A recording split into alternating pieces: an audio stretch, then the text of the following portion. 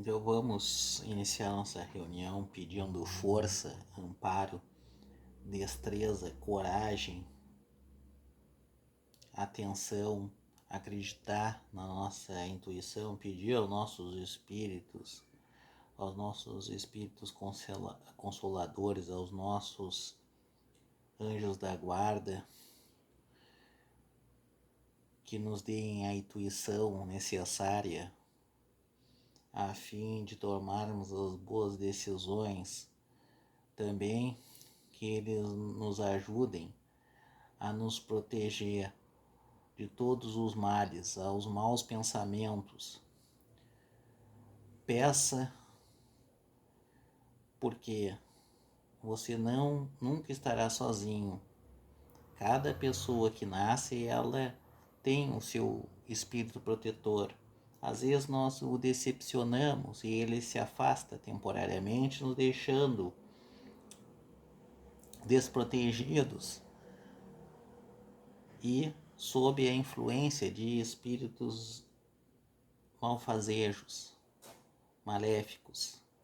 Então peça, converse com o teu espírito protetor, com o teu espírito consolador, porque você não estará sozinho. Ele foi designado antes da tua encarnação a fim de auxiliar, assim de lhe acompanhar nessa vida material. Então peça, você não estará sozinho, jamais. Peça ajuda, peça bons pensamentos, tome decisões, acredite nas boas intuições, que tudo vai dar certo na vossa vida. Nós temos que seguir o caminho do bem, essa é a missão na Terra, darmos os exemplos, tentar corrigir os nossos erros, isso é o mais importante, acima de qualquer coisa. Tentar corrigir os nossos defeitos, as nossas falhas, as nossas intemperanças, as nossas intolerâncias. Isso deve ser o objetivo principal da vida material de qualquer pessoa. É para isso que nós nascemos. Não há outro caminho a seguir senão esse. Caso contrário, a pessoa seguirá na terra como um tolo que desperdiçou as oportunidades de ter uma compreensão e realizar uma reflexão a fim do seu desenvolvimento espiritual. Então eu agradeço ao meu espírito protetor, aos espíritos superiores, aos espíritos bons que me cercam e que me dão a proteção necessária a seguir nesse caminho de provas e expiações, pedras e espinhos na nossa vida diária. Sempre manter o pensamento no bem, na bondade, na sinceridade, na honestidade e seguir em frente. Não há outro propósito, não há outro caminho, não há outra direção. Peço que vocês sigam esse aconselhamento. Aqueles que estão preparados para seguir. Caso contrário, o teu trânsito na Terra será mais dificultoso ainda. Mas você tem o livre-arbítrio para decidir isso ou não. Então eu queria agradecer a minha vida, agradecer as coisas boas que me acontecem, as oportunidades, as pessoas e todos os bons pensamentos, todos os benefícios que eu tenho recebido agora e sempre.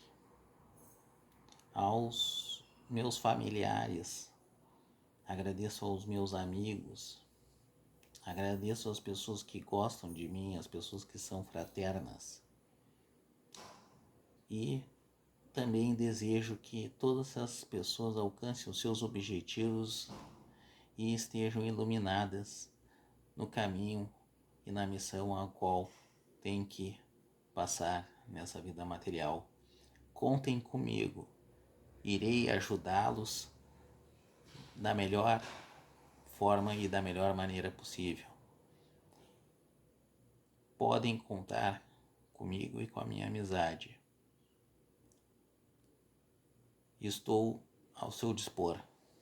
Então eu desejo a todas as pessoas queridas, a todas as pessoas do meu entorno, que estarei à disposição de dar a melhor palavra, o melhor conforto, a melhor ajuda dentro das minhas possibilidades. Venho de onde não existe tempo, mas sou o eterno agora.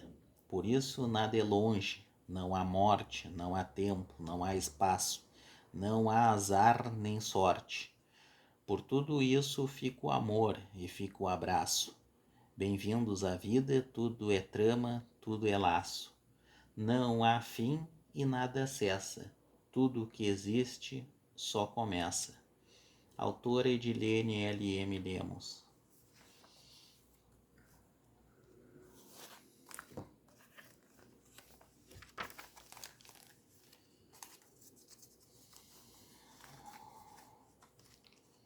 Vamos ler sobre a causa das misérias humanas.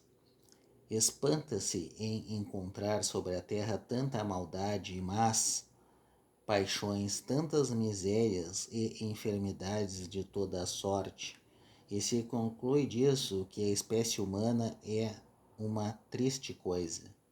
Esse julgamento provém do ponto de vista limitado em que se está colocado e que dá uma ideia falsa do conjunto.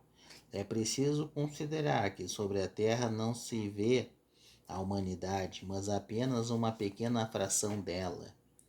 Com efeito, a espécie humana compreende todos os seres dotados de razão que povoam os numerosos, os inumeráveis mundos do universo.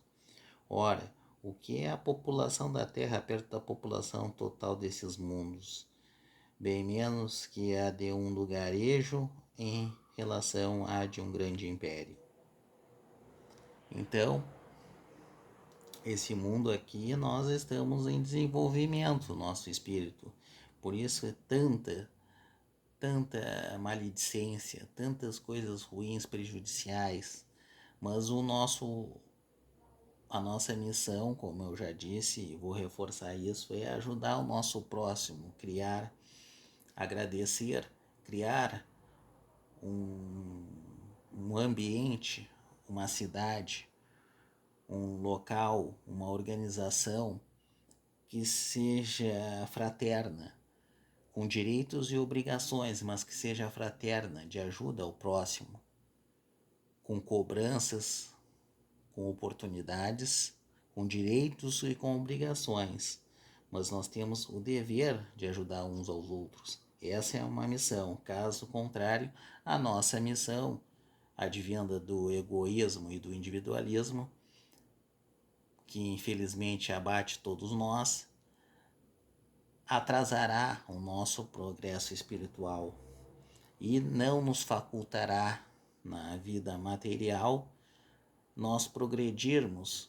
rumo ao crescimento espiritual mais consistente e mais pleno, a fim de chegarmos mais próximos da perfeição. O nosso universo ele tem muitas mazelas, porque está ainda em processo de desenvolvimento, mas nós somos muito pequenos diante do universo, a qual há tanto alguns poucos universos menos desenvolvidos que o nosso, onde tem mais barbaridades, e outros muito mais evoluídos em que não há nada de miséria, não há fome, não há desespero, não há desesperança. Nós estamos caminhando nesse rumo. Então, e nós temos a obrigação de sempre andar em direção ao progresso, progredir moralmente, não regredir. Caso contrário, a gente vai ficar estacionado e cheio de espíritos zombeteiros no nosso entorno. Por isso que tu vê nações ricas, nações desenvolvidas com um pensamento retrógrado, um pensamento de ódio, um pensamento de destruição, um pensamento realmente destrutivo e que destrói de forma covarde pessoas, pensamentos, ideias para o seu bel prazer, para a sua ganância, e que na maior parte das vezes não traz nenhum retorno que não o imediato material. Essas pessoas não são mais felizes e não são melhores do que ninguém. E nós temos visto barbaridades acontecer. Barbaridades acontecer em países que não teriam a mínima necessidade de criar tanta morte e destruição. A situação material e moral da humanidade terrestre nada mais tem que espante, inteirando-se da destinação da terra e da natureza daqueles que habitam. Far-se-ia dos habitantes de uma grande cidade uma ideia muito falsa, se fossem julgados pela população de bairros ínfimos e sórdidos. Num hospital não se vêem senão doentes e estropiados. Numa prisão de forçados vêem-se todas as torpezas, todos os vícios reunidos. Em regiões insalubres, a maior parte dos habitantes são pálidos, fracos e sofredores. Pois bem, que se figure a terra como sendo um subúrbio, um hospital, uma penitenciária, uma região malsã, porque ela é ao mesmo tempo tudo isso, e se compreenderá porque as aflições sobrepujam as alegrias, pois não se enviam a um hospital as pessoas sadias, nem às casas de correção aqueles que não fizeram o mal, e nem os hospitais, nem as casas de correção são lugares de prazeres. Então toda essa destruição já deveria ter sido contida. Nós não contemos. Então por isso que tem mais gente em hospital, mais gente sofrendo, né? Mais gente presa, mais gente em hospital para se recuperar das suas mazelas. Então é isso, ora, da mesma forma que numa cidade toda a população não está nos hospitais ou nas prisões, toda a humanidade não está sobre a terra. Como se sai do hospital quando se está curado, e da prisão quando se cumpre o tempo. O homem deixa a terra por mundos mais felizes quando está curado das suas enfermidades morais. Então tu irá partir espiritualmente após a morte, se tu cumpriu a tua missão aqui, para um progresso, para uma realidade melhor, ou encarnando aqui para obter mais as qualidades necessárias para o teu desenvolvimento. Mas não chega de ser, de certa forma, essa humanidade doente, um hospital, uma penitenciária. Às vezes a pessoa não está presa, mas vive como uma penitenciária. Às vezes a pessoa não está doente fisicamente, mas é doente moralmente, doente psicologicamente. Diante de todos esses males que se abatem sobre o planeta Terra e sobre as pessoas. Então nós temos que lutar para sermos felizes, lutarmos para a felicidade de todas as pessoas do nosso entorno, porque eles são os nossos semelhantes, eles são iguais a nós, eles têm os direitos e as obrigações que todos nós temos. Ninguém tem direito a nada. A nossa raça é uma raça, a raça humana, independentemente de cor, credo, religião, local onde nasceu. Todos advêm da mesma raça, a raça humana. Não há distinção quanto a isso e não pode ter.